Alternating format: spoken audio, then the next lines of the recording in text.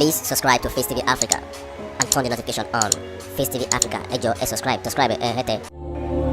Facetv Muswobi.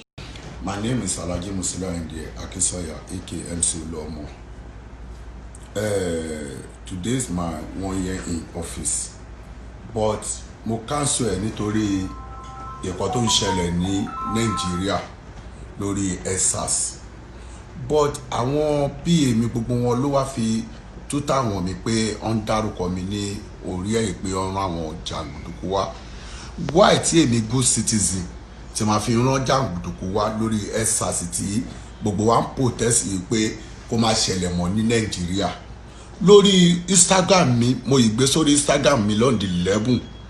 Why tó máa wá fi sọ pé gọ́ọ̀mẹ̀ntì gangan ó ń support Endsars wípé àwọn ò fẹ́, kí ló wá kan èmi tí ma fi sọ wípé ìkọ́ tí gọ́ọ̀mẹ̀ntì support Endsars èmi wá lọ kọ́ àwọn jàgùdù wa. No, kọ́ jọ̀ ń torọ Ọlọ́run, àwọn tó wá I don't know anybody at all.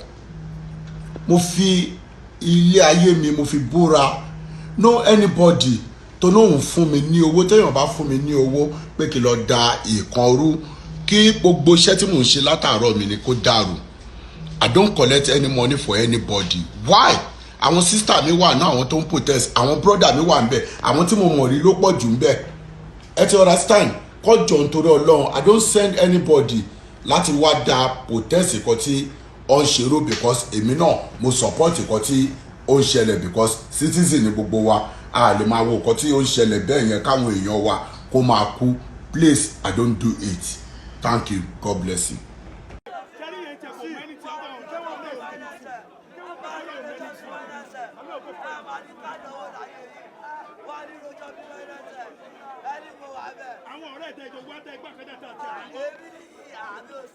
Olùkọ́ pa àmọ́rí ẹ̀.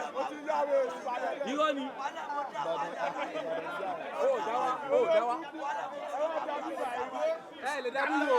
Ibi tó bá ti lọ yín, ẹ lè dá dúró.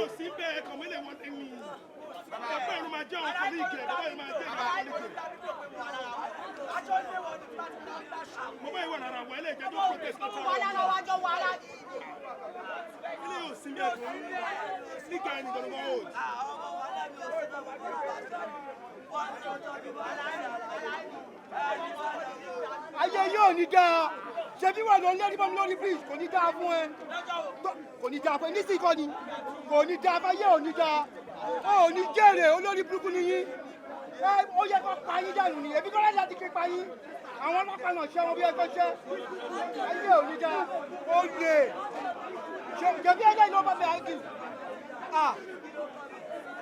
there's one idiot.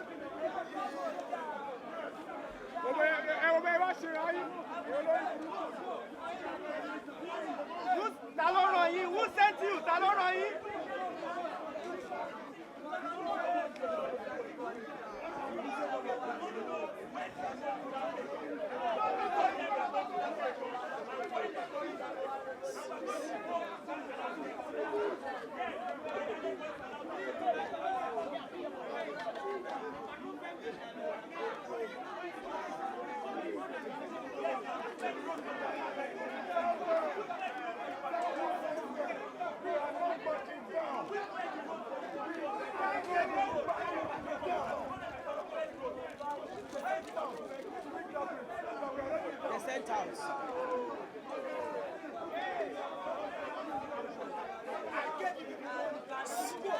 Hey, in your life, you won't do that again. Ẹ ti yá wèrè, àjà nítorí tiyín, ẹ̀yin wá attack wa. Ẹ ti yá wèrè, ìsìn ló sí ńbẹ̀, ṣé ọjà wá dá protest ń bí ni? Ẹ ti yá wèrè. Ẹni sórí rẹ̀. Ẹ̀yin tó jà nítorí tiyín.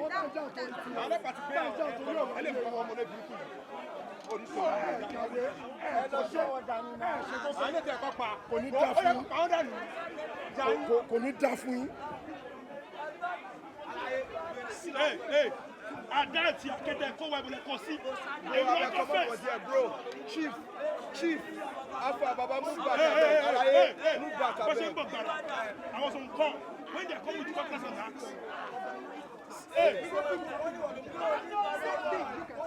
Ó máa jẹ́ máa jẹ́ àwọn colleague tó ń gbà chief chairman.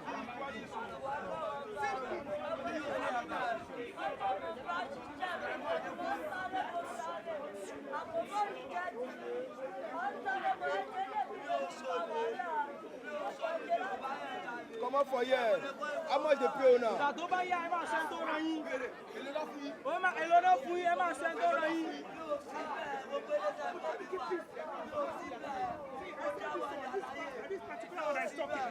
Imagine. Get the soldier. I will shoot them for your body again. Something they worry. You almost told me your cutlass. I saw you. I saw you. Chief, I saw this fucking bastard. This particular one that you can't.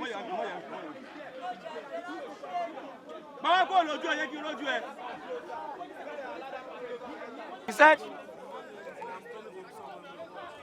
he just come from somewhere. Nothing killing those guys. Come on, enter one. Come on, enter. They will run.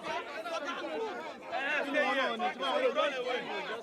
Open the door. Open the car. Make one police down.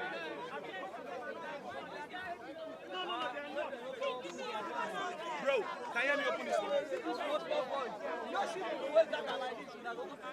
Bro, can you open this door for me? Hey, open the door now. Please open this door. Can you open this door? One policeman has to go with you, please. This man has to go with you.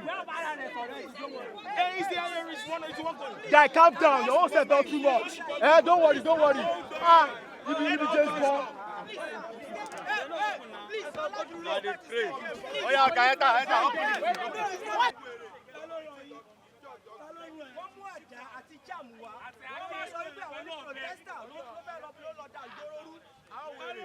We have been here for the past 7 or 8 days. We have never been violent to anybody. Same thing happened in Bariga, bro. Same thing is happening in Bariga. In Abuja again. But yes, this is Lagos. Movement. Hey,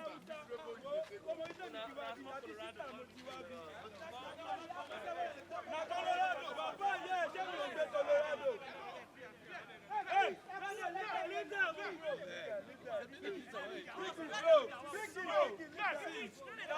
are not here for play. We are here. I've been here for 7 days.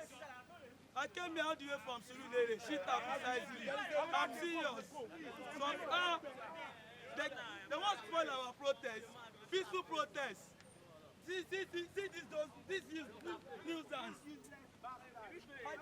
Bàbá yẹn wọ́n jà fẹ́ yìí ṣe bí wèrè. They are fighting for you people. Ọ̀gbẹ́ni. Ẹ̀yin kọ́dà wá bá wa. Ẹyẹ kọ́ ló máa ṣe jáàmù wa. Tó bá ṣe àti òbá wọlé tó fẹ́ sá lọ.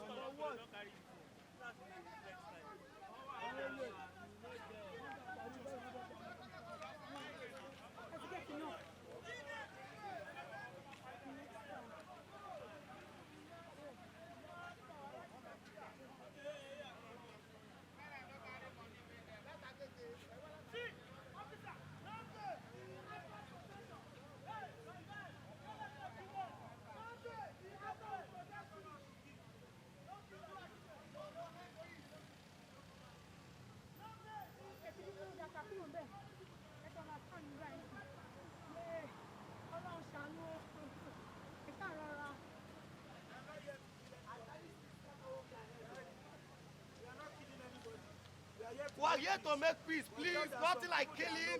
Nigerian youth is here to make peace. There are people that does not know what is happening, and I'm sure they were gingered from somewhere. But we don't mind. We don't even need. We are going to fix it. This thing is under control. I promise you. Nigerian police. We will sort them out. The bad ones. We know them. We know them, and we need good Nigerian police like this. We know there are good Nigerian police, but 85% are just rubbish. We don't understand. But right now, we are fixing it.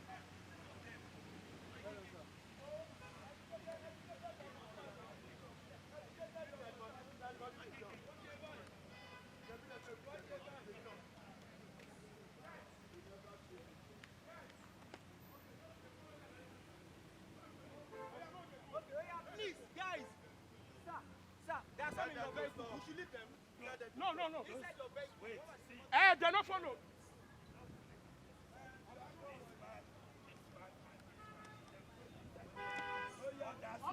Everybody wait inside and come. I'm working with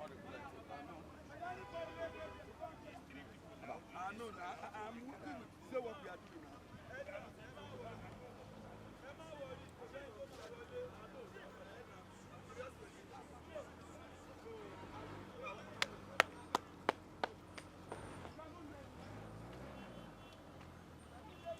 Please stop the traffic.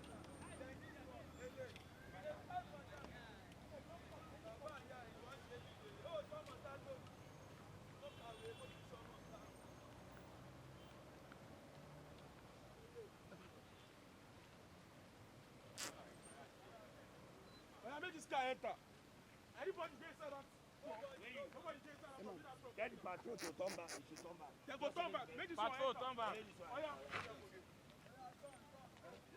Just enter.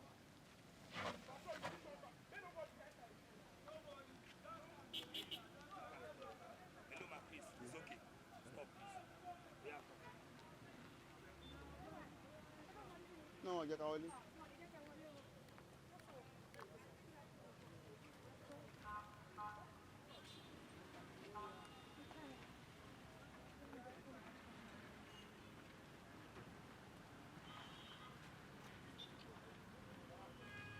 No, let them enter. Let them enter.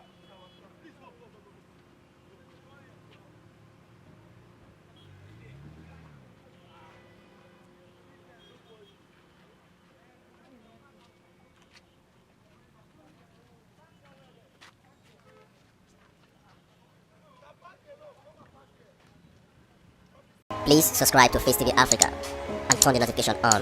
Face TV Africa, ẹ jọ̀ọ́, subscribe, hete. Face TV was Swoby.